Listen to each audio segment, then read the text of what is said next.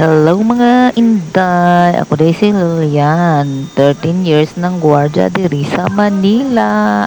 Para makita ninyo, nagkaon day ay kuno, nagambangan mig pritong isda, unya. Muna nangaon na mi, nagkaon ko niya akong gi plato kay kanarang sa silikta ba kay para mawala, dili sakit sa dughan ba.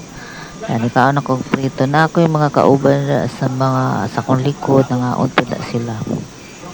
Di sila ganahan sa vlog. Unya guys, pagkahuman na kay, mauli na po mi nya gagmay magudi siya na galunggong. Mo na kong paborito nga isda ba, ganahan po man yung isda na galunggong, pituhon.